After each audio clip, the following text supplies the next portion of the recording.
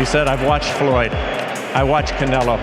I look at all the tapes of Ray Leonard, Manny Pacquiao, all these guys. I'm going to be the face of boxing. Are you now? I'm definitely face of boxing. Absolutely. We are back in the studio for this week's episode of Fighting Words. I'm your host, Carissa Maxwell, joined by senior combat writer Andreas Hale and senior combat editor Tom Gray. Tom, it's good to have you back. We missed you last week, but it was a very crazy week out in Las Vegas for myself and Andreas. Of course, it was the fight of the year between Gervonta Davis and Ryan Garcia that ended in a 7th round body shot to the liver, and it kind of came out of nowhere for us in the arena, but we're still talking about this fight in a sense where, with this being the fight of the year and all the hype that led up to it, did it live up to the hype? What was your take from watching that fight on pay-per-view, Tom? I enjoyed it. I thought it was, it's not going to go down as a classic because I think ultimately Tank won fairly decisively. He knocked him off his feet. He knocked Ryan off his feet in the second round. I'll go back to that in a second. And then closed out with the body shot knockout. And well, a body shot knockout is very difficult to deliver. You don't see them too often. It wouldn't create the kind of atmosphere in the arena, I suppose, that a big spectacular Tank left hand to the jaw would have done. Like the first punch actually that dropped Ryan was a fight ender. But in the grand scheme of things, it won't go over as a classic because I felt Tank won the fight. I thought he was dazzling. I really did. On the flip side, I thought Ryan Garcia made terrible mistakes. You cannot throw from the fences against an elite level, powerful counter puncher like Tank Davis. He was trying to take him out like Tank Davis was a raw novice, and Tank just timed the moment and smashed him, and that changed the entire fight. Ryan should have been using his height and his reach, but it's all in the history books now. Yeah, in terms of, we were there. The atmosphere was absolutely insane. The list of celebrities that were ringside for the fight was absolutely insane. The energy by the time the fight started, for the first 3 fights, there was me, Carissa, and 8 other people in the arena. There was nobody there. But by the time these two walked to the ring, you could feel the energy. And from the first bell, you could feel the tension. And then Ryan Garcia started fighting like a 24-year-old. And what I mean by that is, he went out there without a care in the world, thinking he can just steamroll Tank, and he wanted to excite the fan base. By doing that, he left himself wide open to a completely patient and calculated Tank Davis, who took every advantage and every liberty. I think he only threw 10 punches and landed 2 of them, and 2 of those punches dropped him. Did it live up to the hype? For a mega event, yes, in terms of the atmosphere, but the fight itself was very one-sided. But I don't think it hurts Ryan, which we'll get to in a little bit. I think it helps Tank. It shows that Tank is levels above the competition, that those 2-to-1 odds that he was the favorite could have been 3 or 4 or 5 to 1 the way he showed out that night. But unfortunately, for the casual fan, that body punch knockout, it wasn't the definitive finish because it's left more questions as to whether or not Ryan Garcia is a quitter, which is completely asinine. But if you don't watch boxing, you don't see what a body punch can do to the person and shut down their organs, you really have no idea. It's not as definitive and crushing as people wanted it to be. But yeah, I still think it lived up to the hype. And to your point, Ryan Garcia even said during the post-fight press conference that he got bored and he wanted to entertain the fans, which is why he started taking those chances. And of course, it did not work out for him. And Gervonta Davis did come out the victor in the 7th round. But now he is allegedly the face of boxing. And that was what we heard, not only the fight week, but the weeks leading up to the fight, that the winner of this was going to be the face of boxing. Now, of course, we know that there is a lot of competition in that lightweight division, specifically with the Devin Haney and Vasily Lomachenko fight coming up. But outside of a potential fight against the winner of that match, is Gervonta Davis the face of boxing, or is that just a very, very premature assumption? I still think you're looking at probably Canelo, and I know that Canelo had a one-sided loss recently. He's just put in more work. This is really Tank's first mega event, despite the world titles in 3 weight classes. Some of them more important than others. I think he's just it's too early to say that he's the face of boxing. That's something that you build your way into. Yeah, the short answer is no. Tank Davis is not the face of boxing. The longer answer is he's on the road to be that, because you have to win a fight of this magnitude, but then it becomes, what do you do after you win? And I'm not even talking about in the ring. When Floyd beat Oscar De La Hoya, the next two things that he did, which are very crucial and important before and after he fought Ricky Hatton, was doing Dancing with the Stars and appearing at WrestleMania. He started to create a persona outside of the boxing ring. But the beating Oscar De La Hoya gave him those opportunities. Tank's on the road. But the fact of the matter is, Canelo Alvarez is still the face of boxing. He's about to fight in Guadalajara, Mexico, in front of thousands and thousands of fans against John Ryder, who nobody cares about, but they're paying to see Canelo. And Canelo makes the event. Whereas Ryan and Gervonta made this event as a unit. Can they do it by themselves? I don't know. The other point is, look, I respect Leonard Ellerbe and everybody else saying he's the face of boxing. I get what you're trying to say, but Gervonta has 5.6 million, I believe 5.8 million Instagram followers. Just want to use Instagram. Canelo has 15 million. The face of boxing has 3 times more than Gervonta Davis. Until Canelo retires, I don't even care if he loses again, because it may not even matter. Canelo remains the face of boxing, but Gervonta has a path to get there. He's on his way. Yeah, it's kind of like, to your point, it's kind of like Oscar in the waning fights of his career when you were fighting Stevie Forbes or Manny Pacquiao. Oscar wasn't Oscar anymore, but he was still the face of boxing at that point because of everything that he'd accomplished prior. He had an established fan base. And I think, like I say, that takes time. You can't just have a big fight and say, oh, well, you know, Tank's the face of boxing. Leonard Ellerbe likes telling stories when it suits him, and that's a prime example of it. The question is, where, if at all, does he rank on the list of pound-for-pound fighters now that he does have this win under his belt? Well, it's funny. I looked into it, or when I was thinking about it immediately after the fight. It's kind of like recency bias, where I felt as if, oh, Tank will be on the pound-for-pound list. But when I looked at the pound-for-pound list, it was hard to take someone out, to justify taking someone out to put Tank in. That was ultimately the problem, because it was, like Andreas said, it was a terrific performance. He dominated the fight. Yes, it wasn't like spectacular, but the actual result, you know, KO 7 Ryan Garcia is a really, really good result. But when you look at the bottom end of the pound-for-pound list, and you've got guys like Juan Francisco Estrada, who's a legendary Mexican warrior who has been in against Roman Gonzalez multiple times, who's been in against Sir Rungvisai, who's just got such a brilliant, busting resume. It's so difficult. Josh Taylor, who's coming off a bad performance against Jack Catterall. A lot of people thought he should have lost. Josh was still the undisputed super lightweight champion, and he's got a brilliant resume. So when I was looking at the bottom names, Jamel Charlo is another one. I couldn't justify taking someone out to put Tank in. That was the problem, and everyone had the same problem. So the answer is no, didn't get into the top 12. Yeah, I'm going to be more definitive. Hell no. I think Tank has potential top 10 pound-for-pound skills, but beating Ryan Garcia doesn't get him in the top 12. I will argue it doesn't get him in the top 15. I will argue that he may not be in the top 20, because here are the names that are not in the pound-for-pound list. And Tom, if you disagree with me, let me know. Vasily Lomachenko, David Benavidez, Bam Rodriguez. Those are 3 right there that I don't think Gervonta has a better resume than, David Benavidez, what he did to Caleb Plant, the brutalization of Caleb Plant, and what he has done, 2-time WBC champion. Come on. I love Gervonta. I think he's got incredible talent, but I can't put him there yet. I can't put him there. I can't put him over Lomachenko. Not right now.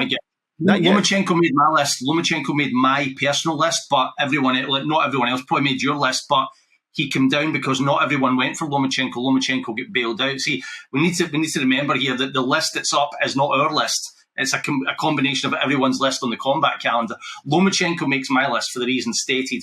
Benavidez, no, mate, because Caleb Plant is a terrific pro, really good fighter, former IBF champion, but who had Caleb Plant beat? Did I miss something? David Benavidez is excellent. You can talk about two WBC titles. That doesn't mean a thing to me. It's your overall resume. So who has he beaten where you would say that was a pound-for-pound level win? Big hyped fight, but I don't think David Benavidez makes onto the list. Bam Rodriguez, a better case, but I still think it's early doors for Bam Bam as well. Well, my point is, Tom, is they're not on the pound-for-pound list, right? That's my point. And I can't put Gervonta over any of them. I think Tank is more accomplished than Benavidez. And I think that win at the weekend above. I don't know, because who was Ryan Garcia beat? And I love Ryan Garcia. Not to argue. Ryan Garcia admittedly went mostly on the eye test, but Ryan Garcia beat Luke Campbell, who was top 5 rated by Ring Magazine at that point. I mean, we can poo-poo it, but he knocked Luke Campbell out. Lomachenko couldn't do that. He stopped a top 5 rated lightweight, which is still a good result. And eye test wise, he looked spectacular. He looks great, but the point is none of those guys are on the top 12 pound for pound list, so I can't put Gervonta there either. I think Gervonta still has work to do, and it's like when we were watching Gennady Golovkin come up. When Gennady Golovkin beat the hell out of Gabriel Rosado, a lot of us said there's pound for pound potential there, but he has to beat somebody. Gervonta's in that same spot because if you look at that top 12 pound for pound list, I can't put him over. I can't even put Gervonta over Teofimo, even though Teofimo lost to George Kambosos. Teofimo beat Vasily Lomachenko, which Gervonta doesn't have a win like that yet. Gervonta has the potential to be there. His next steps are crucial because if he were to fight the winner of Haney Lomachenko, which I don't think is going to happen, but if he were to fight and beat the winner of that, sure. I don't think Gervonta has a better resume than Shakur Stevenson. So I think Gervonta has the talent to crack that top 10 eventually. Right now, off of beating Ryan Garcia, absolutely not. Yeah, short answer, I think he's 13 to 15. It's just outside.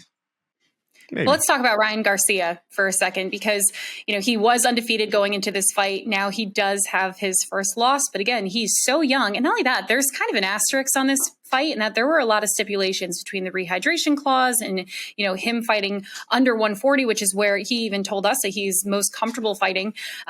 What does this mean for him and how does this impact his career moving forward?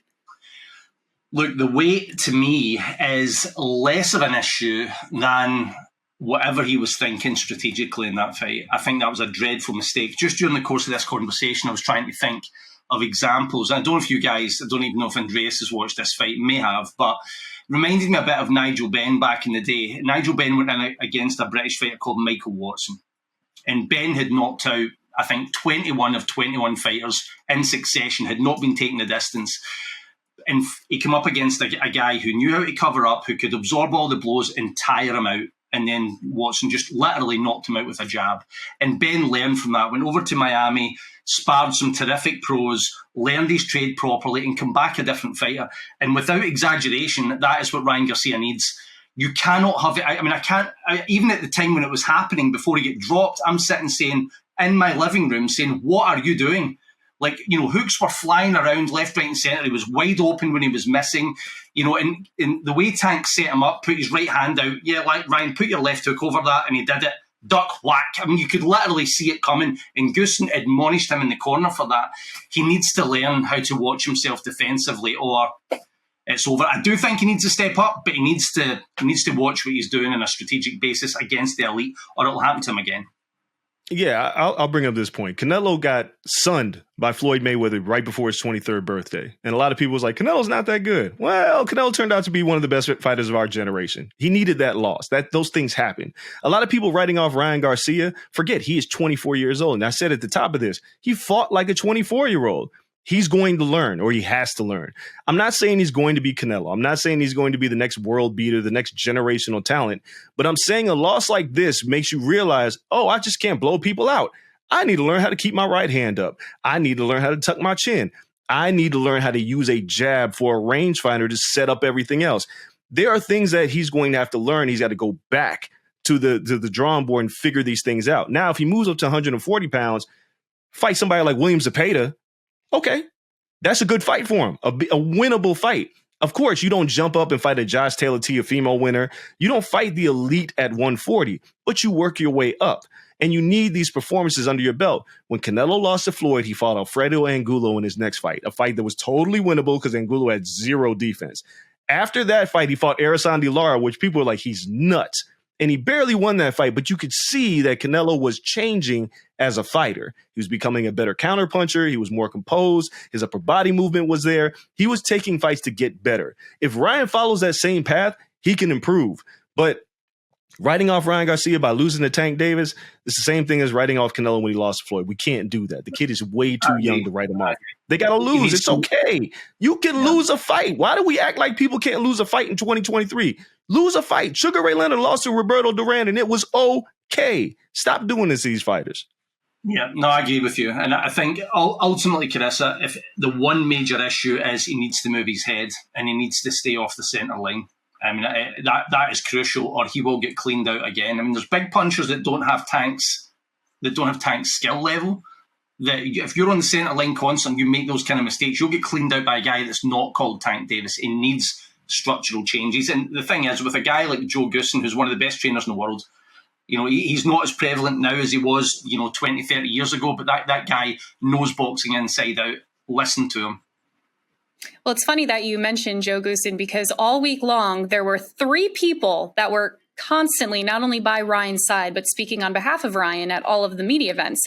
And that was Joe Goosen, Oscar De La Hoya, and Bernard Hopkins. Now, notably, post-fight, when the press conference was happening, Ryan Garcia and his dad and a few of the people from his corner were on stage. Tank's entire team, including Floyd Mayweather, were on stage. They were nothing but respectful, but it was very obvious that those 3 key players in Tank's team, in Ryan Garcia's team, were not there. We did find out after the press conference, Oscar De La Hoya did release a statement claiming that he was getting death threats, which is why he was not there, and that Bernard Hopkins was actually banned from the arena. But I definitely have some questions. Andreas, what is your take on Oscar not being there at Ryan's side after the loss during post-fight presser? Oh, this bothers me so much. Ryan Garcia is your last big name at Golden Boy. Virgil Ortiz hasn't been active. Jaime Munguia feels like he's a cash out at some point. Ryan Garcia is what you have left. The young man needed your support after that particular loss, and you weren't there for him. I have a huge problem with that, and I have a bigger problem with the excuse. Death threats? You know what the safest place on fight night is? The post-fight press conference. Because we're media. We ain't going to take out Oscar De La Hoya. We could care less. So if he was getting death threats, it would be more dangerous for him to be in the public eye outside of the arena or at the fight itself than at the post-fight press conference.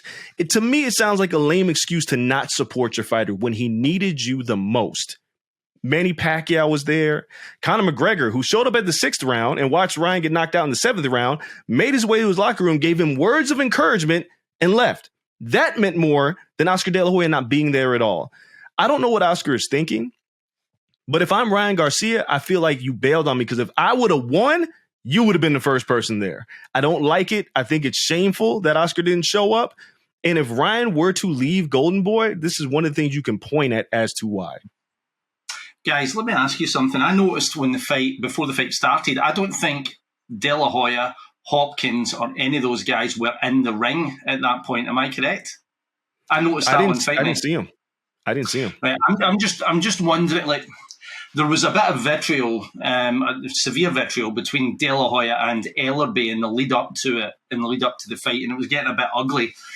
De La Hoya, Oscar makes mistakes, newsflash, but it's not like him not to turn up at an event like that. And I wonder if there has been something, underlying there that prevented him from turning up, or he just thought it was for the best because it was all going to kick off.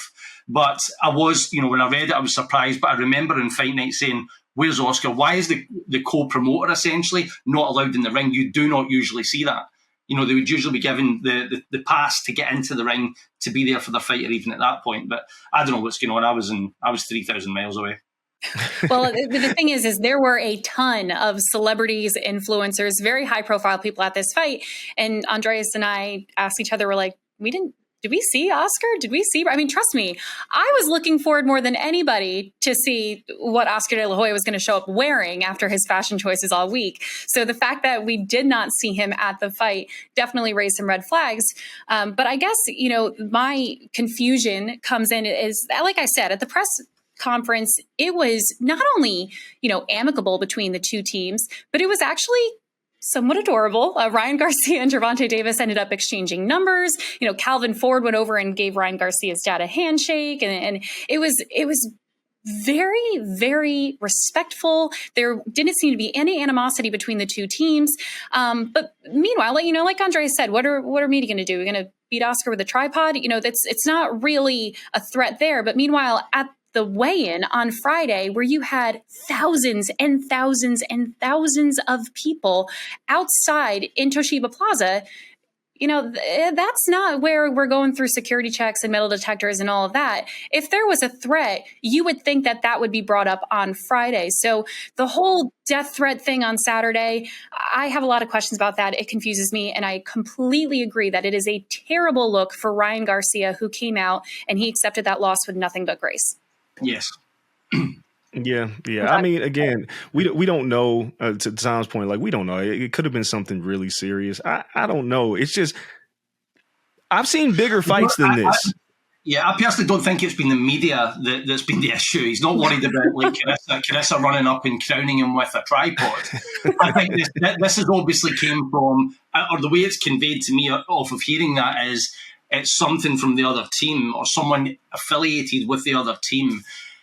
And then Oscar De La Hoya, despite, the fact that he's a decent looking fella and he had that reputation, good luck to you if you're going to come into his face and threaten him like severely, because the guy's an ex-professional fighter. He's a Hall of Famer. So I don't know. I mean, it was the bizarre on top of the bizarre.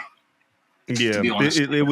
It was because I just, again, like, I was at Mayweather Pacquiao and, I didn't see either side not showing up because, and if anybody was going to get a threat, it was there because there was so much vitriol between fans heading into that fight. Like, we've seen Mexico versus Puerto Rico fights where you're like, damn, somebody might die tonight because there's that much tension. This wasn't that. This was a little bit more festive. So whatever Oscar is dealing with, it's not a good look to not be there for your fighter because your fighter needs him. You should come over here and experience Scotland versus England, mate. Then you'll see vitriol. Well, poisonous cocktail. Yeah, well, Oscar's not going to be there either. Well, there's a lot of questions to see what happens next now with both Ryan Garcia and Gervonta Davis. But I am very happy that Andreas and I survived the fight of the year. Trust me, it was a very overwhelming experience up until the 7th round. And then it got a little weird. But overall, it was a great fight, great for boxing. And now we have another great fight for boxing coming up that I'm sure everybody is very excited about, which of course is Canelo Alvarez versus John Ryder. So we will talk about that next week and what that fight means for Canelo. But in the meantime, thank you so much for tuning in to this week's episode of Fighting Words. I'm Chris Maxwell for Andreas, Hale, and Tom Gray. We will see you next week.